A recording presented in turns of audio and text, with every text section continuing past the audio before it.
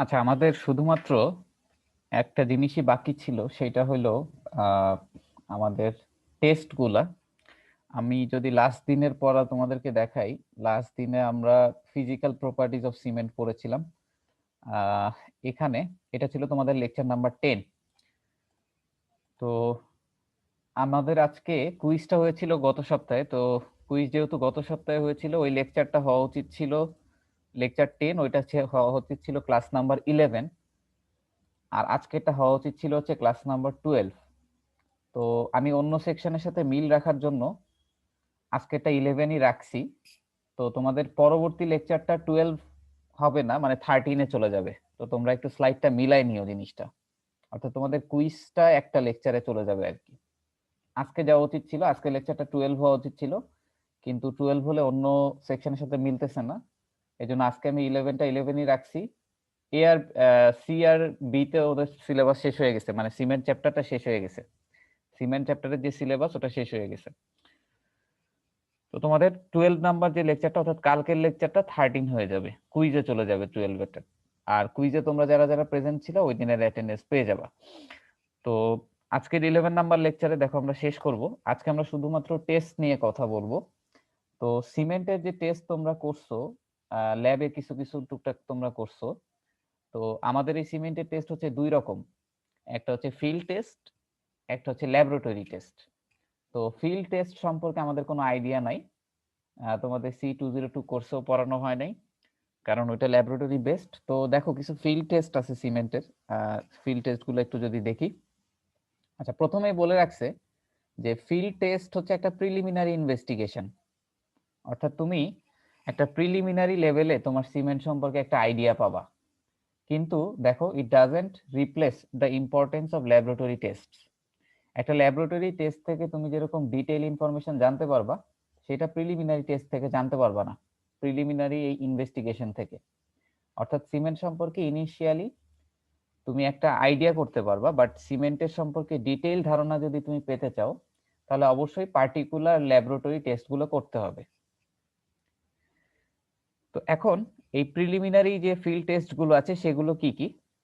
এখানে আসলে মূলত একটা সিমেন্ট তুমি দেখবা, দেখে একটা আইডিয়া করবা যে সিমেন্টটা ভালো নাকি খারাপ। এর বেশি কোনো কমেন্ট তুমি এই ফিল্ড টেস্ট থেকে বলতে পারবা না। যেমন ল্যাবরেটরি টেস্টে তোমরা কনসিস্টেন্সি টেস্ট করেছো সিমেন্টের, ওখানে তুমি কিন্তু একটা ডিটেল ধারণা পাইছো যে সিমেন্টটা কতটুকু পার্সেন্ট পানি দিলে একটা স্ট্যান্ডার্ড ওয়েটনেস কন্ডিশনে যেতে পারে। আর প্রিলিমিনারি টেস্ট দেখে তুমি জাস্ট বলে দিবা যে এটা ভালো নাকি খারাপ, এর বেশি কিছু বলতে পারবা না। এটার কনসিস্টেন্সি কত, এটার স্ট্রেংথ কত, এটার সেটিং কিরকম, সেটিং টাইম কিরকম, এগুলো তুমি কিছুই বলতে পারবা না।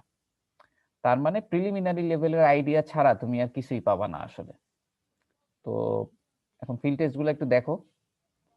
এক নাম্বার হচ্ছে ভিজুয়াল অবজারভেশন, অর্থাৎ তুমি সিমেন্টকে দেখবা, দেখে একটা ডিসিশন নিবা।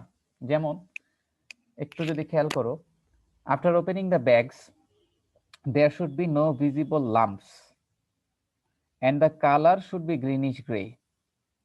সিমেন্টের ব্যাগটা খোলার পরে তুমি যদি সিমেন্টের ব্যাগে কোনো ধরনের কোনো লাম্পস দেখতে না পাও, লাম্পস মানে হচ্ছে দলা দলা আর কি, কোনো যদি দলা দলা পিণ্ড দেখতে না পারো, এবং তোমার সিমেন্টের কালারটা যদি গ্রিনিশ গ্রে হয়, তাহলে বুঝবা যে তোমার সিমেন্টটা ভালো। এখন মানে বলতে পারবা যে মানে এই কমেন্টটা কিভাবে করলাম? There should be no visible lumps.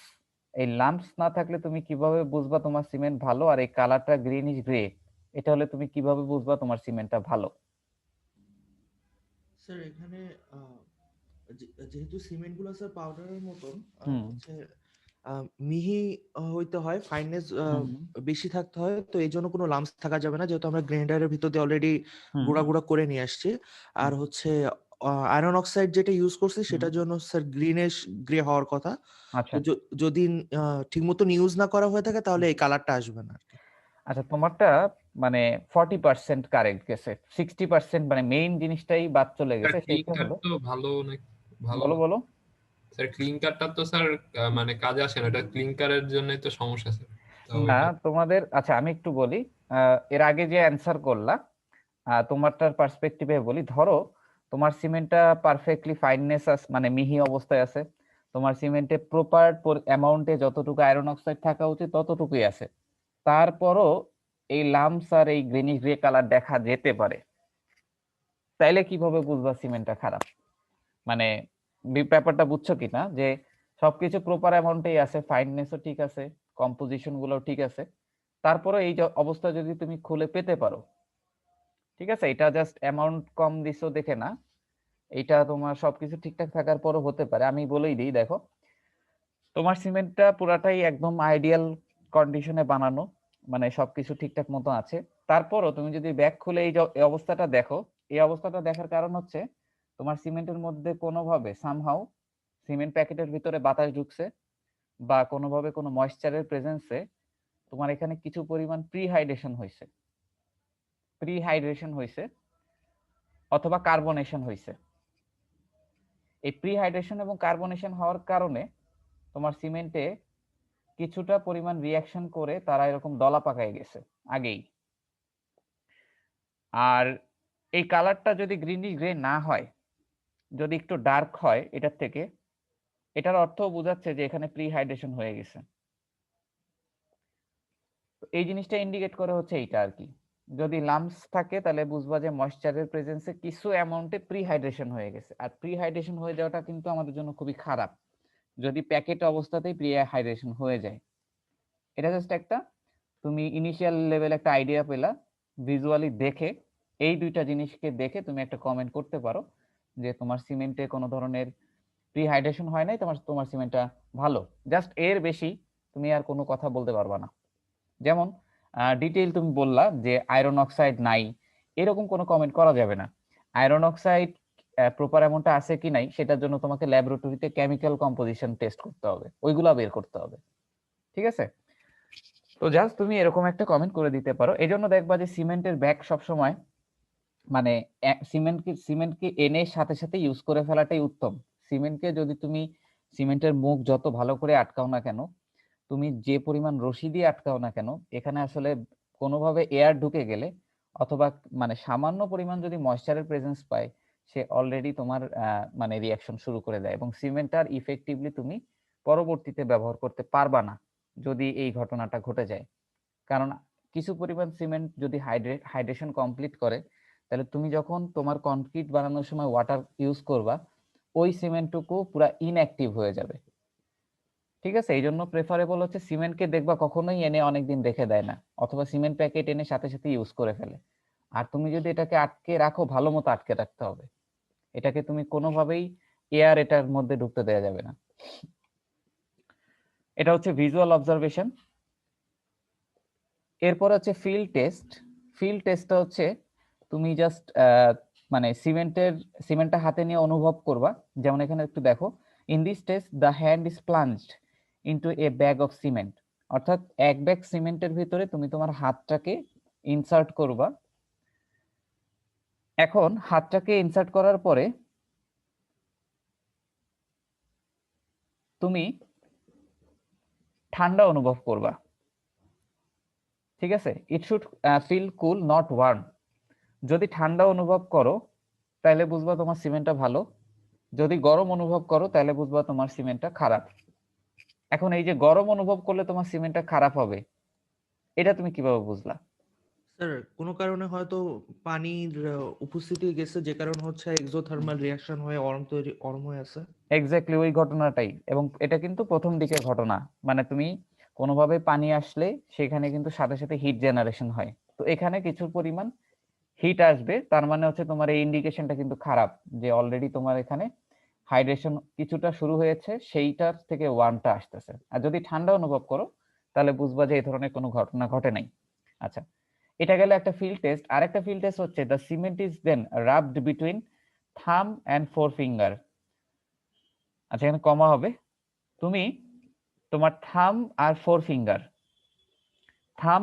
ফিঙ্গারের মাঝখানে তোমার সিমেন্টটাকে নিবা, খুবই মানে অল্প পরিমাণে সিমেন্ট নিয়ে জাস্ট এই থাম আর ফোর ফিঙ্গারের মাঝখানে সিমেন্টটাকে তুমি নাড়াচাড়া করবা। কথাটা বুঝো, থাম আর ফোর ফিঙ্গার এটার মাঝখানে সিমেন্টকে নিয়ে তুমি নাড়াচাড়া করবা। আচ্ছা, if it doesn't have a lumpy or gritty feeling but it gives smooth feeling, the cement is good. এই যে থাম আর ফোর ফিঙ্গারের মধ্যে সিমেন্টকে নিয়ে নাড়াচাড়া করতেছো, তুমি যদি এখানে দানা দানা অনুভব করো, লাম্পি ওর গ্রিটি অনুভব করো আর কি, তাহলে তোমার সিমেন্টটা ভালো না। আর অন্যদিকে তুমি যদি একেবারে পাউডারের মতো স্মুথ ফিল করো, তাহলে বুঝবো সিমেন্টটা ভালো। এটা দেখো বুঝছো কিনা, তোমার থাম আর ফোর ফিঙ্গারের মাঝখানে সিমেন্টকে নিয়ে নাড়ানো, স্মুথ অনুভব করলে সিমেন্টটা ভালো, আর স্মুথ না অনুভব করে লাম্পি বা গ্রিটি অনুভব যদি করো, অর্থাৎ মানে দানা দানা অনুভব করো বা একটু দলা দলা অনুভব করো, তাহলে সিমেন্টটা খারাপ। একইভাবে আগের কনসেপ্ট আর কি, তোমার সিমেন্ট যত স্মুথ তত হচ্ছে বেটার, তত তার ফাইননেস বেশি থাকবে। আর গ্রিটি বা লাম্পি মানে ওখানে কোনোভাবে হয়তো এয়ার বা কার্বনেশনের উপস্থিতিতে তোমার জিনিসটা হাইড্রেশন হওয়ার চেষ্টা করতেছে অথবা হয়ে গেছে। এই ছিল হচ্ছে ফিল্ড টেস্ট। তো এই টেস্ট দুটো থেকে কিন্তু তুমি কিছুই আইডিয়া করতে পারতেছো না, জাস্ট একটা কমেন্ট করতে পারতেছো তোমার সিমেন্টটা ভালো নাকি খারাপ। এই জন্যই কিন্তু বলা হচ্ছে এটা হচ্ছে প্রিলিমিনারি ইনভেস্টিগেশন। এছাড়া দেখো আরেকটা টেস্ট আছে,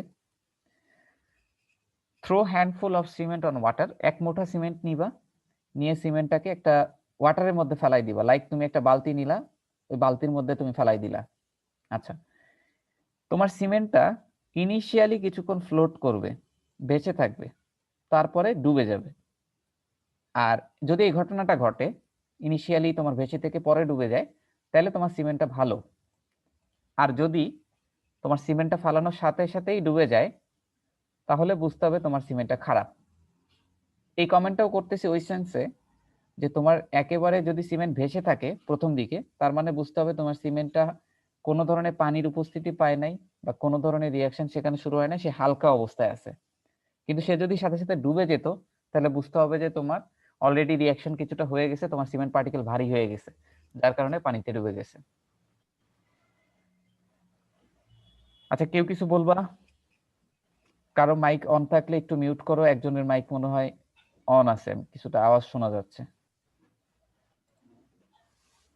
যেমন মিস্টার মেহেদি হাসান, তোমার মাইকটা অন আছে, একটু খেয়াল রাখবা, কারো মাইক অন অন হলে নিজেরাই মিউট করে দিবা। তাহলে আশা করি এটা বুঝতে পারছো। স্যার এখানে যে ভিজুয়াল অবজারভেশনের হ্যাঁ, সময় যদি ওই দলা পেকে যায় বা হ্যাঁ, গ্রিনিশ গ্রে না থাকে, হ্যাঁ। তখন কি sir full bag of cement পুরোটাই কি ওয়েস্ট হয়ে যাবে, এটা হচ্ছে আর তোমার কোনো ইউজ করা যাবে না? তোমার পার্সোনাল একটা ব্যাপার যে এই সিমেন্টটাকে আর পরবর্তীতে ব্যবহার করা যাবে কিনা। এটার জন্য দরকার হলে তুমি স্ট্রেংথের টেস্টটা করে দেখতে পারো। অল্প একটু স্যাম্পল নিয়ে স্ট্রেংথ টেস্ট করে যদি দেখো ফর্সে তুমি স্ট্রেংথ জানো যে এটার মোটামুটি 3000 পিএসআই আসবে, কিন্তু ধরো 28 দিন পরে অথবা তুমি ইনিশিয়ালি 7 দিনের যে স্ট্রেংথটা সেটা ধরো তোমার মন মতো হলো না তোমার স্ট্রাকচারের কন্ডিশন অনুযায়ী, যদি মন মতো না হয় তাহলে এটা বাদ দিতে হবে। যেমন আমরা অনেক সময় ফ্যাক্টর অফ সেফটি হিসেবে অনেক ইউজ করে থাকি, তোমার স্ট্রেংথ বা ডিজাইন করার সময় অনেক বাড়ায় ধরা হয় সবকিছু। তোমার যদি অল্প ভ্যারি করে স্ট্রেংথ, তাহলে আসলে এটা সমস্যা নাই। কিন্তু এই সিমেন্ট যদি তোমার অতিরিক্ত লেভেলের যদি কম দেখায়, তখন কিন্তু জিনিসটাকে বাদ দেওয়া ছাড়া উপায় নেই। এবং কনস্ট্রাকশনে দেখবা সাথে সাথে ইউজ করে ফেলে। মানে সিমেন্টের ব্যাগকে যদি তুমি একবার খুলো, যেমন তোমরা থিসিস যখন করবা তখন দেখবা যে তুমি এক ব্যাগ বা দুই ব্যাগ সিমেন্ট কিনে আনছো, তো তোমাকে অনেক দিনের পর দিন ইউজ করতে হচ্ছে। এই জিনিসটা যখন তুমি অনেক দিন পর খুলবা, তখন তুমি সিমেন্টের এই অবস্থাটা দেখতে পারবা, এটাই হচ্ছে স্বাভাবিক। একটা ফ্রেশ ব্যাগ সিমেন্টের সাথে এটার হচ্ছে পার্থক্য। তো কনস্ট্রাকশনে সাধারণত এনে সাথে সাথে পুরাটা ইউজ করে ফেলা হয়, তো এই ঘটনা আসলে ঘটার চান্সও নাই। মানে তুমি প্যাকেটটা এনে খুললেই হচ্ছে সমস্যা, খুললে ওটাকে প্রপারলি ভালো মতো আটকায় রাখতে হবে। তুমি যতভাবে আটকাও না কেন, মাঝে মাঝে দেখা যায় এই ঘটনাটা ঘটে যায়। তো এটা নর্মাল কোনো অবস্থা না আর কি। শিঙ্কেজ টেস্ট, এইটার ক্ষেত্রে যেটা করা হয় সেটা হচ্ছে, দেখো the test requires making a thick paste of cement with water on a piece of thick glass. এরকম একটা গ্লাস প্লেট থাকে, চারকোনা। এটার উপরে তুমি তোমার সিমেন্ট স্যাম্পল একটা পেস্ট বানাবা পানি অ্যাড করে। এরপরে তুমি এই গ্লাস প্লেটের উপর দিয়ে তোমার সিমেন্ট পেস্টটাকে জেলি যেভাবে লাগায় আর কি, ওইভাবে উপর দিয়ে লাগাই দিবা। সিমেন্ট পেস্ট দিয়ে তুমি কাঁচ প্লেটের উপরে এটাকে এভাবে লাগাই দিলা। এখন 24 ঘন্টা পানিতে ডুবাই রাখতে হবে জিনিসটাকে, এই গ্লাস প্লেটটা সহ তোমার সিমেন্ট যে পেস্টটা তৈরি হয়েছে আর কি উপরে, এটাকে পানির মধ্যে ডুবাই রাখতে হবে। 24 ঘন্টা পরে এসে তুমি যদি সারফেসে কোনো ধরনের কোনো ক্র্যাক দেখতে না পারো তাহলে বুঝবা তোমার সিমেন্টটা ভালো, আর যদি ক্র্যাক দেখতে পারো তাহলে বুঝতে হবে তোমার সিমেন্টটা খারাপ।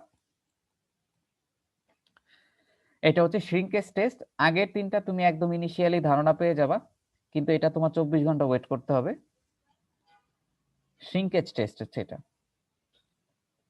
তো এই চারটা টেস্ট থেকে কিন্তু ডিটেইল কোনো আইডিয়া পাওয়া যাচ্ছে না, জাস্ট তুমি একটা কথাই বলতে পারতেছো যে এটা ভালো নাকি খারাপ, অর্থাৎ এটা হাইড্রেশন হয়েছে নাকি হয় নাই, বা কতটুকু সিমেন্ট হাইড্রেশন হয়েছে সেটাও কিন্তু তুমি বলতে পারতেছো না। তার মানে এটা হচ্ছে প্রিলিমিনারি লেভেলের আইডিয়া ছাড়া তুমি আর কোনো আইডিয়া, ডিটেইল আইডিয়া পাবা না। তার মানে এই টেস্টগুলো কখনোই ল্যাবরেটরি টেস্টকে রিপ্লেস করতে পারে না। অবশ্যই তোমার ডিটেইল আইডিয়ার জন্য তোমাকে ল্যাবরেটরি বেসড টেস্ট করতে হবে। এখন আমরা ল্যাবরেটরি টেস্ট করব। এখন ল্যাবরেটরি টেস্ট তো বলতে পারো যে আমরা তো অলরেডি করে ফেলছি 202 ল্যাবে। হ্যাঁ, আমরা অনেকগুলো টেস্ট করে ফেলছি 202 ল্যাবে। যেমন তোমাদের এক্সপেরিমেন্ট 1 ছিল নরমাল কনসিস্টেন্সি, 2 নম্বর এক্সপেরিমেন্ট ছিল সেটিং টাইম, 3 নম্বর ছিল সিমেন্ট মর্টারের স্ট্রেংথ টেস্ট, আর তারপরে মিডের পরে অনেকগুলো আছে। মিডের পরে অবশ্য তোমাদের সিমেন্টের টেস্ট নাই, কনক্রিটের টেস্ট আসবে। তো সিমেন্টের যে গুরুত্বপূর্ণ ল্যাবরেটরি টেস্টগুলো আছে সেগুলো কিন্তু আমরা ল্যাবে করে ফেলেছি। এছাড়াও সিমেন্টের আরো কিছু টেস্ট আছে যেটা তোমাদের ল্যাবে পড়ানো হয় নাই। তো আমি যেগুলো ল্যাবে পড়ানো হয় নাই কিন্তু গুরুত্বপূর্ণ সিমেন্টের টেস্ট, সেগুলো নিয়ে এই ক্লাসে কথা বলবো। যেমন আমি একটু দেখি যে কি কি টেস্ট সিমেন্টের আছে। যেমন সিমেন্টের ফাইননেস টেস্ট, এটা কি তোমরা ল্যাবে পড়ছো?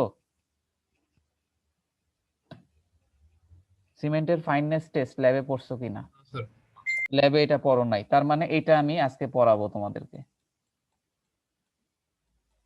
তারপরে বলো সাউন্ডনেস টেস্ট, এটা তোমরা পড়ছো ল্যাবে? জি স্যার। সাউন্ডনেস টেস্ট ল্যাবে পড়ছো? আয় স্যার। হায়, ভালো মতো বলো। না স্যার, সাউন্ডনেস না স্যার। নেই। সাউন্ডনেস টেস্ট পড়ো নাই, তার মানে সাউন্ডনেস টেস্ট কিন্তু আমি এখানে ভালো মতো পড়াবো তোমাদেরকে। কনসিস্টেন্সি টেস্ট, জি স্যার, জি এটা স্যার, এটা পড়ছি। পড়ছি। এটা পড়ছো, এটা আর আমি এই ক্লাসে আলোচনা করব না। সেটিং টাইম, জি পড়ছি স্যার, স্যার। এটাও পড়ছে স্যার। আচ্ছা তোমরা কি ফাইনাল সেটিং টাইম বের করা শিখছো? জি স্যার। গ্রাফ থেকে বের করা জি শিখছি। স্যার, গ্রাফ থেকে স্ট্রেট লাইনের স্লোপ আচ্ছা নেই। ফাইন, তাহলে তাহলে হবে, সমস্যা নাই। তারপরে টেস্ট ফর স্ট্রেংথ, আচ্ছা এটা ধরো 3 নাম্বার এক্সপেরিমেন্টাই মর্টারের যে স্ট্রেংথ বের করা, ওইটাও তো পড়ছো, এটাও নিয়ে আমরা আর কথা বলবো না। আচ্ছা এটা আবার আসছে, এটা আবার আসছে। তো সিমেন্টের গুরুত্বপূর্ণ টেস্ট যদি বলি এই কয়টাই, ঠিক আছে। তার ভিতরে ল্যাবরেটরি টেস্টে আমরা মানে ল্যাবে অলরেডি এই নিচের তিনটা করে ফেলেছি। এটা 1 নম্বর, এটা 2 নম্বর, এটা 3 নম্বর এক্সপেরিমেন্ট। তো তোমরা এই তিনটা এক্সপেরিমেন্ট নিয়ে আমি এই ক্লাসে কোনো কথা বলবো না। এই তিনটা এক্সপেরিমেন্ট তোমরা নিজেরা পড়ে নিবা। এখন নিজেরা কি কি পড়বা আমি একটু বলি। যেহেতু এটা থিওরি কোর্স, ল্যাবে যেরকম ম্যানুয়ালে ডিটেইল সবকিছু লেখা আছে, তোমাদের এত কিছু পড়া লাগবে না। তোমাদের এখান থেকে পড়তে হবে নর্মাল কনসিস্টেন্সি টেস্টের তোমরা প্রসিডিউরটা পড়বা, যে কিভাবে টেস্টটা করে, তারপরে তোমার টেস্টটা করতে কি কি অ্যাপারেটাস লাগে, মানে একটা বেসিক আইডিয়া রাখবা যেন পরীক্ষায় আসলে পারা যায়। তারপরে প্রত্যেকটার ক্যালকুলেশন, ডাটা টেবিল, আর যদি এখানে তোমার কোনো গ্রাফ থাকে সেই গ্রাফটা, অবশ্যই গ্রাফ আছে তিনটাতেই, গ্রাফটা সহ এটা পড়বা। আর এই টেস্টের সিগনিফিকেন্সটা কি, যে টেস্টটা কেন করতেছি, এই তিনটা জিনিস তোমরা এই তিনটা টেস্টের পড়ে ফেলবা। প্রসিডিউরটা মুখস্থ করা দরকার নাই, জাস্ট তোমরা মানে কিভাবে করে সেটা পড়বা। সিগনিফিকেন্স এটা তো অবশ্যই জানা উচিত, যে এই টেস্ট দিয়ে তুমি কি করবা এটা তোমাকে জানতে হবে। আর অবশ্যই ডাটা টেবিল এবং ক্যালকুলেশন খুব ভালো মতো দেখে ফেলবা এই তিনটা টেস্টের।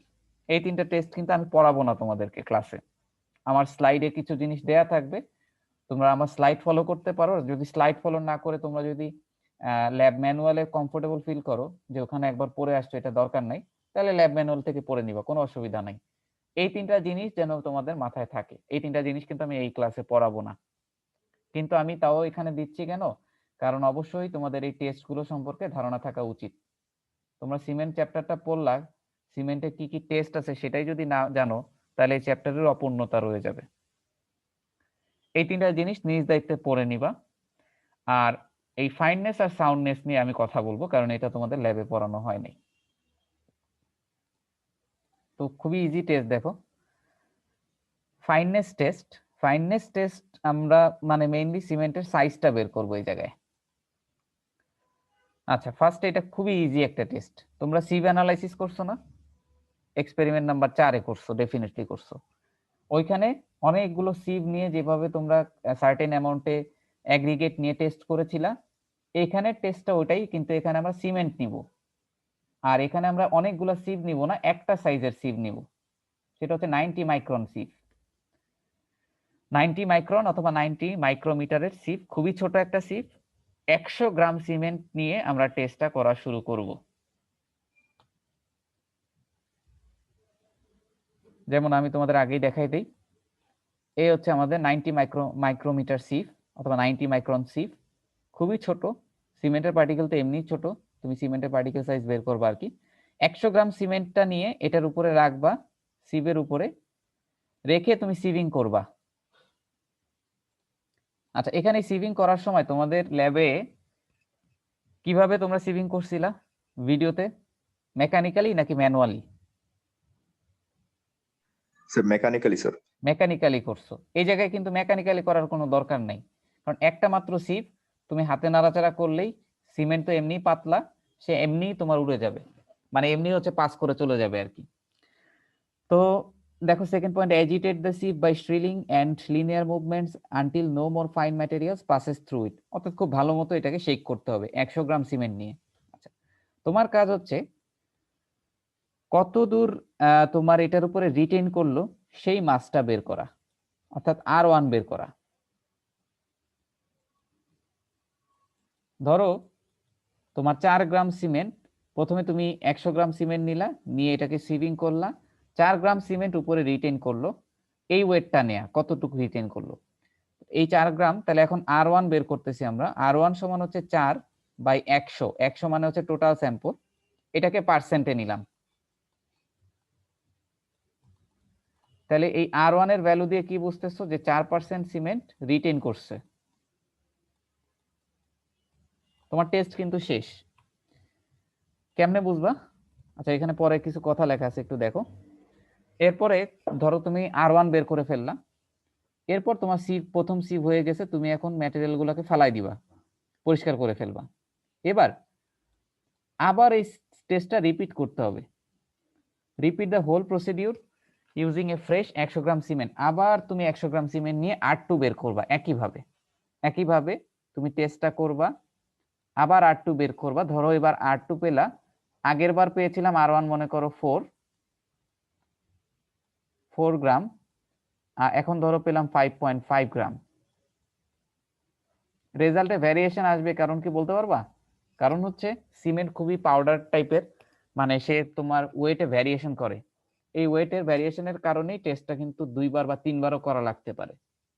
আচ্ছা, তোমাকে একটা কথা বলা আছে এখানে, then calculate R as the mean of R1 and R2। আচ্ছা, তোমাকে এখন এটা রেজাল্ট যখন বের করবা তখন এটার এভারেজ নিতে হবে।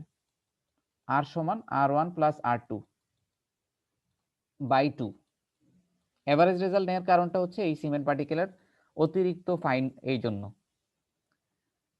আচ্ছা, আরেকটা কথা লেখা আছে, when the test results differ by more than 1%, carry out a third sieving and calculate the mean of the three values। আচ্ছা, R1 আর R2 এর মধ্যে ডিফারেন্স কত বলো তো?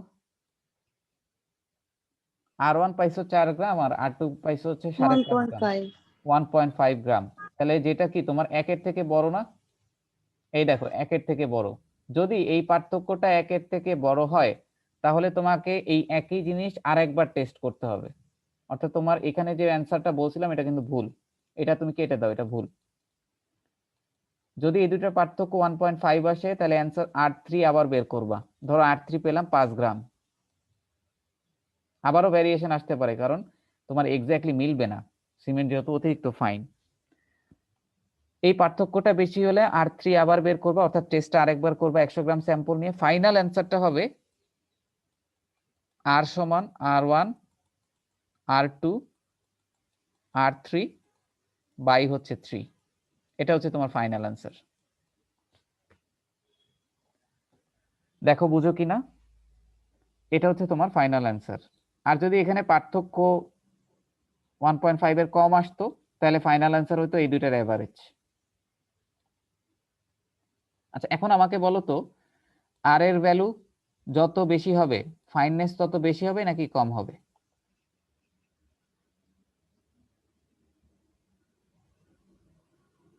আর জিনিসটা আসলে কি, কতটুকু ওয়েট রিটেইন করতেছে সেটাই কিন্তু। তাহলে বলো আর এর ভ্যালু বেশি হলে ফাইননেস বেশি হবে নাকি কম হলে ফাইননেস বেশি হবে? স্যার কম হইলে। কম হলে ফাইননেস বেশি হবে। অর্থাৎ এই টেস্টের একটা রেঞ্জ আছে যে ভ্যালু এত এর বেশি হইতে পারবে না, তাহলে তোমার কোর্স সিমেন্ট হয়ে যাবে, আর সেই ভ্যালুটা হচ্ছে 10%। এই টেস্টের রেজাল্ট যদি 10%-এর বেশি আসে তোমার সিমেন্ট স্যাম্পলটাকে ফেলাই দিতে হবে সিম্পলি।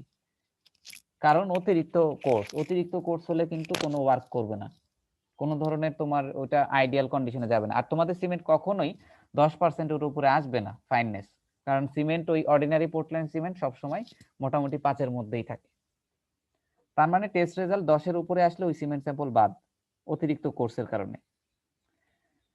এই কথাগুলো এখানে লেখা আছে, যেমন রেজাল্ট কিভাবে রিপোর্টিং করতে হয় এই কোডে বলা আছে নিয়ারেস্ট পয়েন্ট 1%-এ। আর এই for OPC the residue must not exceed 10%, 10%-এর বেশি আসবে না। তো ফাইননেস টেস্ট খুবই ইজি, একটা সিভ করবা কতটুকু রিটেন করতেছে, আর 100 গ্রাম স্যাম্পলটা নিয়ে কাজটা করতে হয়। তো তোমরা এই সিভের নাম্বারটা মনে রাখবা, আর তোমাদের স্যাম্পল কতটুকু নিতে হয়, এগুলো রাউন্ডিং কতটুকু হতে হয়, এগুলো মুখস্থ করবা, আর বাকিটা জাস্ট বুঝে বুঝে লিখে দিবা। তাহলে ফাইননেস টেস্ট আশা করি আমরা বুঝতে পারছি। এখন আমরা সাউন্ডনেস টেস্ট নিয়ে কথা বলবো। তার আগে আমাকে বলো, সাউন্ডনেস নিয়ে অনেকবার তোমাদের আমি বলছি, এখন বলো সাউন্ডনেস কাকে বলে? স্যার সিমেন্টের কনক্রিটের যে স্যার ভলিউমেট্রিক চেঞ্জ হয়। তার মানে এখানে আমরা ভলিউমেট্রিক কোনো চেঞ্জ এই জিনিসটাই বের করার চেষ্টা করব এই টেস্টে, জাস্ট এতটুকু বুঝলেই হবে। আচ্ছা তোমাদের এই টেস্টটা করার আগে, এই টেস্টটাকে তুমি সিমেন্ট স্যাম্পল দিয়ে সরাসরি করতে পারবা না, শুরুতে তোমাকে একটা টেস্ট করতে হবে। সেই টেস্টটার নাম কি বলতে পারবা?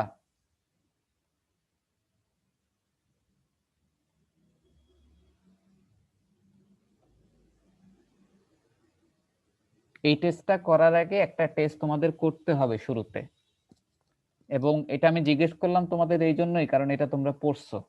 স্যার কনসিস্টেন্সি টেস্ট করতে হয় আগে। কনসিস্টেন্সি টেস্টটা করতে হবে। তোমাদের মনে আছে কিনা আমি জানি না, কনসিস্টেন্সি টেস্টে সিগনিফিকেন্সে লেখা ছিল, দুইটা সিগনিফিকেন্স ছিল তার। একটা ছিল কনসিস্টেন্সির পরিমাণ পানি দিয়ে ফার্স্টে, মানে তোমার সিমেন্টের সাউন্ডনেস টেস্ট করার জন্য এবং ইনিশিয়াল সেটিং টাইম টেস্ট করার জন্য অবশ্যই এক্সপেরিমেন্ট 1 অর্থাৎ তোমার কনসিস্টেন্সি টেস্টটা করতে হয়। যেমন তোমরা যখন ইনিশিয়াল সেটিং টাইম বের করছিলা, তোমাদের কি কি ওই নরমাল কনসিস্টেন্সির পরিমাণ পানি দিতে হয়েছে না? প্রথমে পানি দিতে হয়েছে, তার মানে তোমার সিমেন্টের নরমাল কনসিস্টেন্সি আগে বের করতে হবে, ওই পরিমাণ পানি তোমাকে অ্যাড করে এই টেস্টে আসতে হবে, না হলে তুমি সাউন্ডনেস টেস্ট করতে পারবে না। তাহলে সিগনিফিকেন্স গুলা কিন্তু কিছুটা আমি যেগুলা পারতেছি তোমাদের দেখাই দেওয়ার চেষ্টা করতেছি। যেমন আচ্ছা আমি এখন টেস্টে চলে যাই। দেখো সাউন্ডনেস অফ সিমেন্ট টেস্ট, এটা বের করা হয় লি চ্যাটলিয়ার মেথড দিয়ে। লি চ্যাটলিয়ার নামক একজন আছে, ওনার একটা মেথড আছে, ওই মেথডটা দিয়ে আমরা সাউন্ডনেস টেস্ট করব। তো এই হলো তোমার লি চ্যাটলিয়ারের অ্যাপারেটাস, এই হলো তোমার একটা মোল্ড, এই হলো গ্লাস প্লেট, আর এটা হচ্ছে একটা ওয়েট, আর একটা স্কেল লাগে, স্কেল দিয়ে হচ্ছে মেজার করতে হয় আর কি। এই কয়টা জিনিস দিয়ে এই টেস্টটা করা হয়। এই টেস্টটাও খুবই ইজি। দেখো আমরা কিভাবে ভলিউমের চেঞ্জটা বের করে ফেলবো। এখানে একটা লাইন বাদ গেছে, তোমরা এটা একটু অ্যাড করে নিও। এইখানে হবে 200 গ্রাম সিমেন্টটা নিয়ে টেস্টটা শুরু করতে হবে। 200 গ্রাম স্যাম্পল সিমেন্ট নিবা, আর পানি নিবা কতটুকু বলো তো? একটা সিমেন্ট পেস্ট তোমাকে বানাতে হবে টেস্টটা করার আগে, কনসিস্টেন্সি পরিমাণ আর কি। কনসিস্টেন্সি পরিমাণ। তো তোমরা এক্সপেরিমেন্ট 1-এ কনসিস্টেন্সি কিরকম পাইছো? স্যার 28.5।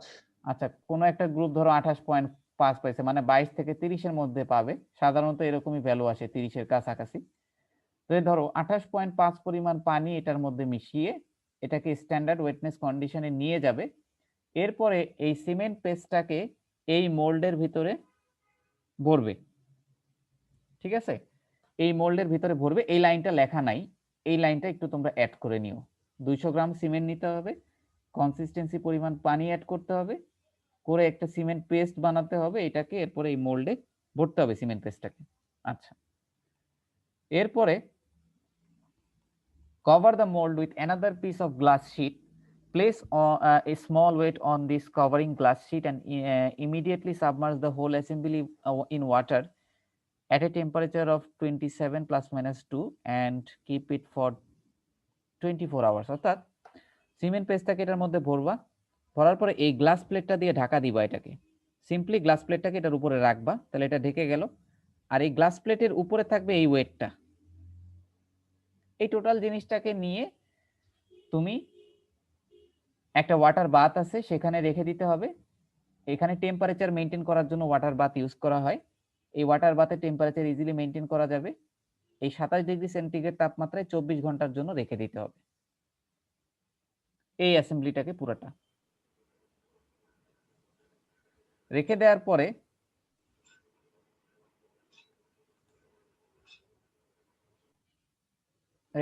পরে তোমার এই অ্যাসেম্বলিটাকে রেখে দিবা 24 ঘন্টা। 24 ঘন্টা পরে তুমি এসে একটা স্কেল দিয়ে দেখো, আমি দাগাচ্ছি, এই ডাইমেনশনটা মেজার করবা, যেটাকে আমরা বলতেছি D1, এবং এটাকে 0.5 মিলিমিটারে রাউন্ডিং করতে হবে নিয়ারেস্ট। অ্যাসেম্বলি থেকে এটাকে বের করে জাস্ট এই ডাইমেনশনটা নিবা 24 ঘন্টা পানিতে ডুবাই রাখার পরে আর কি। এবার আবার মোল্ডটাকে নিয়ে আবার ওইটাকে ওয়াটারে সাবমার্জ করতে হবে, কিন্তু এবার টেম্পারেচার আমরা কিসে নিব দেখো, bring the water to boiling point.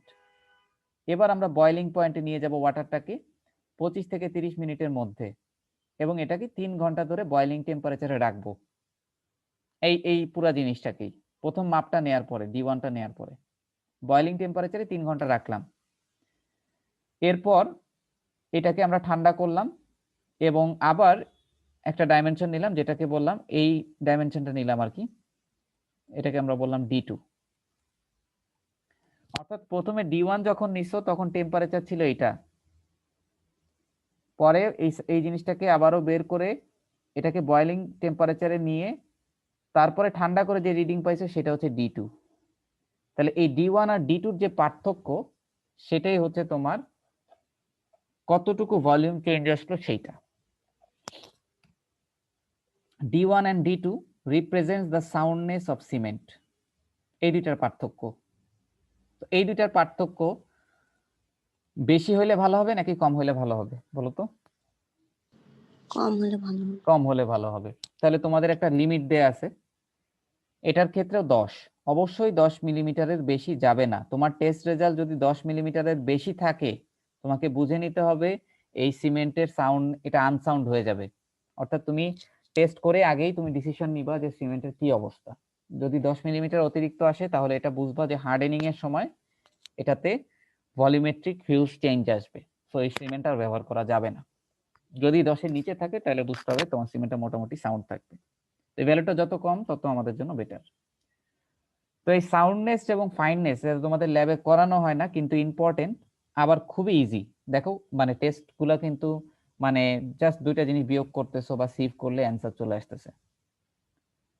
আচ্ছা, আমার এই স্লাইডেও এই নরমাল কনসিস্টেন্সির প্রসিডিউর এগুলো আছে, বাট আমি তোমাদের বলবো যেহেতু তোমরা ল্যাবে পড়ছো এখানেও তোমরা একবার রিডিং করে রাখতে পারো, এখানেও একই জিনিস আমি ছোট করে লেখার চেষ্টা করছি।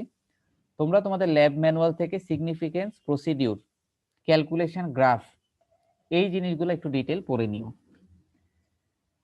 এখানে মনে হয় এটা হলো তোমাদের নরমাল কনসিস্টেন্সি টেস্ট, আর এটা হলো তোমাদের টেস্ট অফ স্ট্রেংথ, মানে মর্টারের যে স্ট্রেংথ বের করে সেটা। আর আমার স্লাইডে সেটিং টাইম নিয়ে কিছু লেখা নাই, তো সেটিং টাইমটাও তোমরা অবশ্যই ম্যানুয়াল থেকে পড়ে নিবে। অর্থাৎ 1, 2 এবং 3 নম্বর এক্সপেরিমেন্টের ক্যালকুলেশন, সিগনিফিকেন্স, প্রসিডিউর, এই তিনটা জিনিস তোমরা তোমাদের মতো পড়ে নিও। আর এখানেও আছে টুকটাক, এটাও দেখতে পারো আর কি। তো আমাদের সিমেন্ট চ্যাপ্টারটা শেষ, ঠিক আছে? তো এই চ্যাপ্টার থেকে কিন্তু আমরা অনেক কিছু পড়লাম। আমাদের প্রত্যেকটা কনসেপ্ট কনক্রিট চ্যাপ্টারে টুকটাক কিছু জিনিস কাজে লাগবে। তো তোমরা এটার উপরে কুইজও দিছো। আমরা নেক্সট দিন আমাদের কনক্রিট চ্যাপ্টারটা শুরু করব। আর হলো তোমাদের